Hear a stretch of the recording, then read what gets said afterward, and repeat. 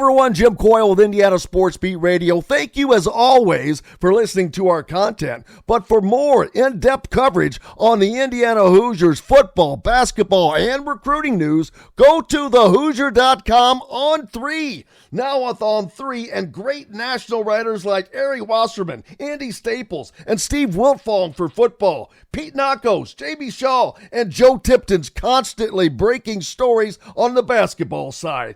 And the local coverage from Alec Lasley, Kyler Staley, and Zach Browning. You can catch something new every day at thehoosier.com. Go there. Sign up today. Welcome to Indiana Sports Beat Radio, brought to you by the Hard Truth Distilling Company in Brown County, Indiana. So for the thousands in attendance and the millions watching around the world,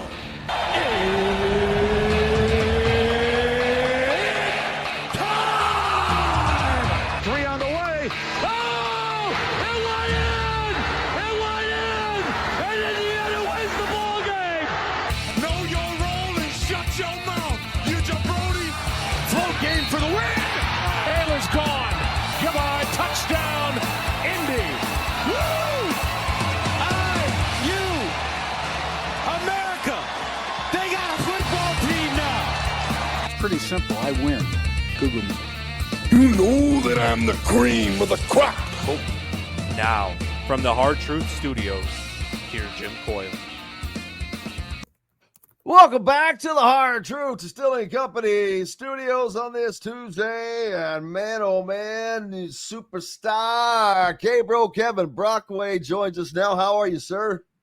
I'm doing fine. I saw you were on with Mike earlier and talking a little bit about international college basketball and all sorts of stuff. And I know, did you read the Pat Forty column? I thought was pretty good this morning about the Notre Dame USC football series, also about that potentially going by the wayside, which I thought was very well done. Speaking of another star. I did not see that, but I will pull that up. Why would that go away? Just because apparently Notre Dame wants it to continue, but USC has some trepidation because of, again, and this goes back to the Big Ten, the travel, right? Because they've been they travel so much to the Midwest. It's another road trip. They're talking about maybe doing some neutral site games instead, closer to the West Coast. But Notre Dame wants it in their home and away stadium. So that's one of the issues. And another issue, too, is I think Notre Dame's won 6 of the last 7. Lincoln Riley's not thrilled about that. And adding to the difficulty of USC schedule now that they're in the Big Ten, it's a little different. So that combination. Yeah. I mean, we've seen a lot of big time games go by the wayside and it's not fun and we don't like it, but there's not a lot you could do about it, to be honest with you. And at the end of the day, Forty blames conference realignment. He is on the, he's been on that, train of, and it's personal to him because his daughter was at Stanford. But the implosion of the Pac-12 conference just kind of bewilders him. The fact that, college sports let it happen, getting rid of all those rivalries on the West Coast. I think what happened was, USC and UCLA were probably tired of the lack of revenue streams or playing in, a lot of pro markets, right? Because I went to San Francisco for the Elite Eight and Sweet 16. And look, they don't care much about college sports out there. Yeah, that's the problem too, though, because that's a problem that hurts UCLA, USC, and the NIL fields. And I don't know if I would assume that they're making up ground there. And one would think that it would be a lot easier for them to make up grounds because both of them have tons of well-known alumni and of the sort, and they have to have tons of alumni that we don't even know about that are wealthier than God, probably. Yeah, it's interesting with the city schools too, and you have that with, Miami here. You do have, the big city boosters down there, but I think what Florida has, say, compared to Miami, is Florida has the whole state because the majority of the people that live here are Florida graduates. The majority of Miami, Miami's a smaller school. It's like 9,000 undergrads compared to like 50,000 for, Florida, which is a flag state school. And it's a lot like probably Indiana there. maybe compared to a school like Louisville or Kentucky and Louisville. It's just a different dynamic when you're in a city. So you get those big city boosters, but you don't have the state. I mean, here, a lot of the Florida grads control citrus, agriculture, banking. So there's a lot of big money that the University of Florida can draw from in terms of, its NIL support and its alumni base. Yeah, and it's been fun to watch college football as it is morphed, but all sports, but no sport like I think college football has really, because of the difficulty of of getting this thing to be a much more parallel sport, and it has, and it's fun to me. Of course, Indiana's a part of that. I mean, you covered Indiana, how poor of a program it was, and now they're the opposite. Man, they're on the tip of everybody's tongue. They're shooting for a back-to-back college football playoff appearances, and they have a legitimate shot at that. We're in a bizarro world where Florida basketball is winning national championships and Indiana football is in the college football playoff. I mean, it's interesting. But the Kelly School of Business, right? Mark Cuban. You've got some big time alums there. The Cook family. It's there's money to be had, I think, everywhere. In terms of a lot of these big flagship schools, and it's just a matter of how you mobilize it. And with the House versus NCAA settlement coming, and the $20.5 million coming there, the revenue sharing. How do you break down the revenue? Georgia has already said 75% football. Florida's not going to disclose it. I don't know how Indiana is going to do that. Everybody's going to do that. There's no way you can't do it. If you have a football program, you have to put the money into football because that's where the money comes from. More than 75% of the money is coming from football. Yeah. They're getting 75% of it. So I have no problem with that. My question is that going to equalize things even more? But since NIL is still out there and separate, and on top of this, programs that like Texas, who have generated an alleged $40 million payroll, that's without the House settlement. Think about this, though. It's interesting with the Big East Conference, for example, that doesn't have football, right? Right. What kind of advantage are they going to have with this in basketball compared to Florida? It's very interesting. Yeah, in basketball, the money, they're going to be getting a ton more of the money, and does that carry over? I mean, I think that's why we saw Kevin Willard. Be willing to go from Maryland, from a Big Ten school, to a school that doesn't have football. I think he went there with purpose because of that. Richard Pitino to Xavier too. Yeah, very similar.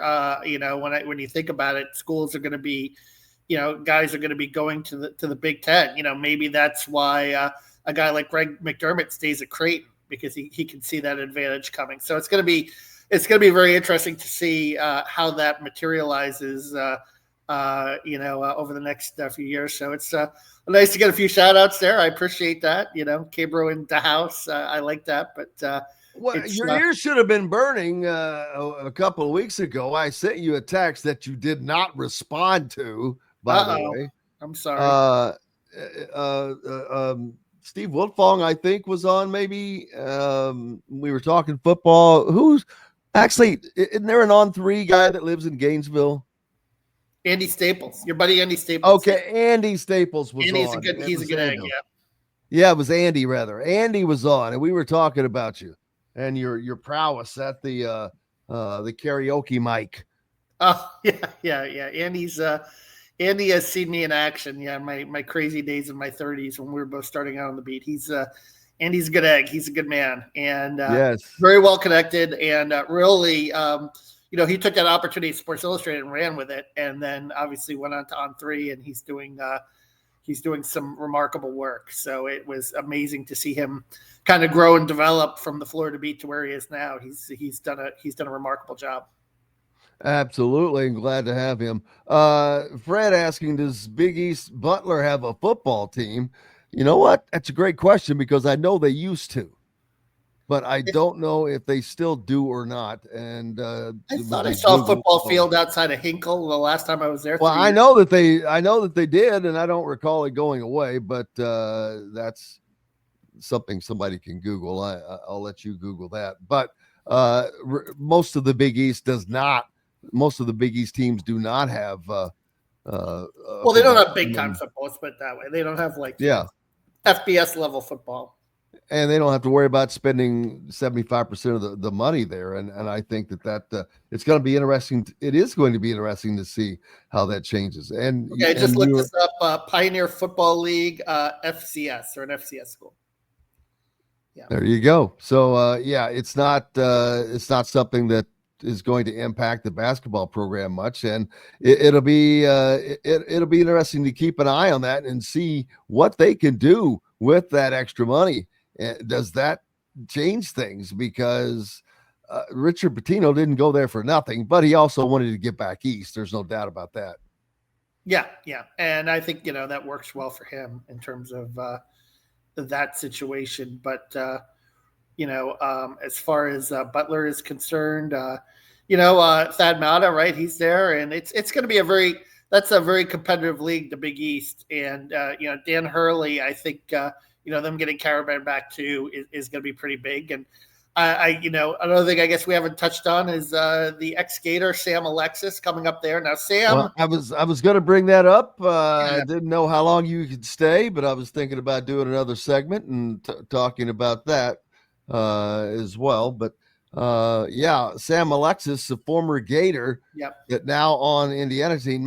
He was on with us not last week, and he's a guy that is going to be considered one of the rim protectors, a guy that can work around the rim, not tied to it, but because Indiana is going to have a different offense. Reed Bailey at 6'10" is in there, but he can also stretch the floor, so he's not going to be tied to anchored to the basket either. Josh Harris, another Florida guy from North Florida, though, but it's going to be interesting to see what this offense can do. Sam is more of a, he's good back to the basket. I liked his post moves early in the year. And sometimes he tries to face up and shoot threes, and I'm not quite as in love with that aspect of his game as I am when he plays down low, and he rebounds too. He's tough. He's got some toughness to him. I think what happened was, he had that ankle injury in February against Mississippi State, the same time the Condon went down. You know what? Let's take a break, if you don't mind. Let me take a break to keep this on track, and we'll talk about Sam Alexis. Yeah. You've got the man, K-Bro, Kevin Brockway from the Gainesville Sun with us, formerly on the IU Beat as well. Much more coming up from the Hard Truth Distilling Company studios. Welcome back to the Hard Truth Distilling Company studios on this Tuesday. K-Bro, Kevin Brockway with us, and we could not be any happier. K-Bro covers the Florida Gators, who coming off of a big-time national championship run. Todd Golden had not even won an NCAA game, and this is a team that was made up of guys that most of you had never heard of before this started happening. And that's kind of what Indiana is looking like, Kevin, a team that of a lot of guys that people are not familiar with. And that's okay, because in this day and age, they would have, I think that they might have expected to pick up one guy here or there that was known, but it's going to be a roster full of guys that Indiana appears they're going after winners, not names, guys that like Alexis and guys that were on conference championship teams of the like. But Sam Alexis is a guy that he didn't get a ton of minutes at Florida, and maybe one of the reasons that he moved on, but he will get all the minutes he wants at Indiana. Yeah, well, what happened to Sam, Jim, was, I was mentioning before the ankle injury. He and Alex Condon had ankle injuries at the same time. That put Florida's front court in a bind. Micah handlogged and then burned his red shirt and played for the rest of the season.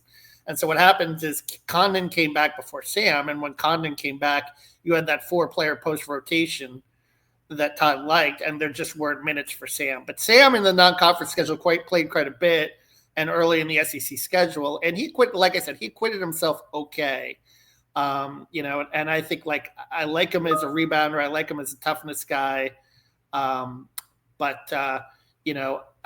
think he can be an productive guy with starters minutes at Indiana. I mean, I think he can be a guy that say averages 10 and 6 rebounds if he's a starter. And if he comes off the bench, he could be okay there too if he gets 10 or 20 minutes a game, which is what he was getting, before that whole situation in February. It just so happened that but I think that even that experience being in the locker room during the championship run, I think he got, a few minutes in the Sweet 16 game against Maryland. I think, seeing that and being around a national championship team could rub him off and serve him well. So, by the way, Jim, I have to run because we have breaking news here that we were expecting. Boogie Flan. 5-star Boogie Flan commits to Florida. So, obviously a big get for the Gators. And their revamped backcourt now is just complete. So, he visited yesterday, and that certainly is a big deal. And now Florida goes off to the White House tomorrow to celebrate their national championship, and certainly will be in high spirits for next year. Now the last big piece is waiting to see if Alex Condon will come back. He has until May 28th to decide, but Ruben Chiniello, another starting center, came back yesterday. So a lot of good news for Florida basketball this week. Yeah. How many schools has Boogie Flan been to? Well, no, I mean, he played at Arkansas last year and he went in the draft, and but 5-star kid from New York has got some toughness to him. He had the thumb injury last year too, and didn't shoot it great, I thought, but 5.1 assists. And I think, Todd will, rein in the shot selection a little bit there. And I think he's going to be a good fit here. What does Florida look like coming back? Well, with Flan now, if they get Alex Condon back, I think they're going to be pretty good because they'll have a very experienced front court, and they'll have the talent in the backcourt with Xavier Lee, the guard from Princeton, and Boogie Flan. They also picked up a kid from Ohio University, A.J. Brown, who's a shooter, maybe not quite as talented, but I think a guy that will fit and be a good robot guy. And they have a couple of returning guys, kind of Urban Klavshar, who played a little bit last year, a good 3-point shooter from, the Slovenia. And then also AJ Brown's younger brother, Alex Brown, who's a rising sophomore, who they're very high on. They think that could be a developmental guy and play a little bit off the bench this year. Todd Golden seems to be just a guy ahead of his time from a coaching standpoint. Very young, but man, he does the right things, makes the right moves, sees players, is able to identify talent, all of that. For sure, no question. But Jim, I got to run, and I wish you and the audience well. And sorry the timing didn't work out where I could stay on longer. Yeah, we'll do it again, brother. Appreciate you. K-Bro, Kevin Brockway joining us here on the program as he's got to go deal with the breaking news of Boogie Flan heading to Florida. So there's that, man. And that's what I mean. I'm surprised at Indiana. That's the one thing that they didn't land – a guy or so that was a known commodity. But hey, Darren DeVries is doing it his way. It was the same way with Indiana football a year ago, and Kurt Signetti, the guys that he were bringing in. Nobody had heard of those guys. No Indiana fans had heard of those guys. So he gets to do what he wants to do, and it's the first year. It'll be interesting to see how it goes, but you could also see they're out working the recruiting trail.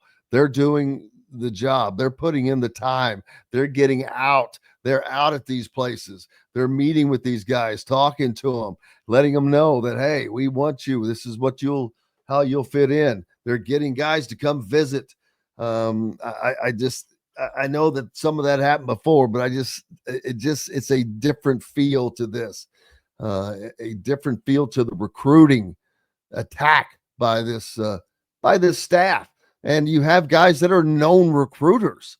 Kenny Johnson and Drew Adams, those guys are known to be good recruiters. So that is not a fear.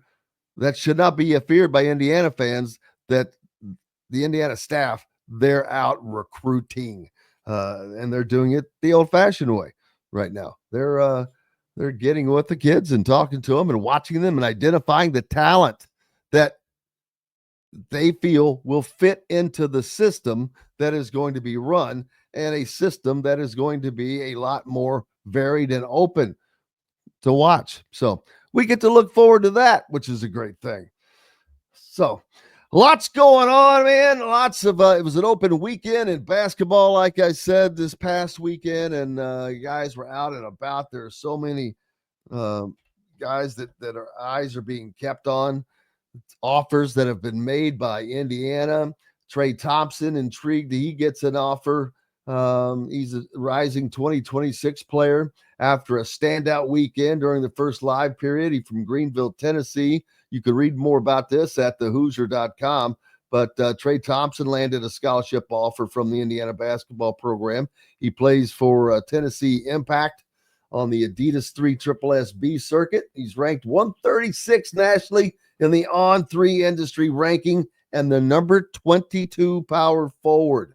So the Indiana staff saw him numerous times this weekend, including head coach Darren DeVries. So head coach Darren DeVries out and about at these events. Big difference already, trust me on that. And it is going to pay dividends because that's what it takes. That's what it takes. That's how you end up. You're not going to land all these guys. You're going to offer 10, 12 guys, and you're going to land 2, 3 maybe. It's a numbers game, but you have to put in the time with each and every one of the players. You have to talk to them. You have to converse with them. You have to develop relationships with them. You have to show them what you have to offer to them, each and every one of them, knowing that 2/3 of them are not going to come, but you still have to do it. And it is being done now for Indiana by this staff. So fans should feel better, much better about it. This program seems to be in the right hands. Now, of course, it all comes down to product on the floor. There's no definitely about that. Jason says this is definitely a different type of recruiting process. No doubt. I mean, we've seen so many guys out there already, right from the jump. But that's not because they were trying to disprove something that happened before. It's because that's what you do. That's what they have done. Always. That's how you build a team. That's how you build a program. This is what you have to do.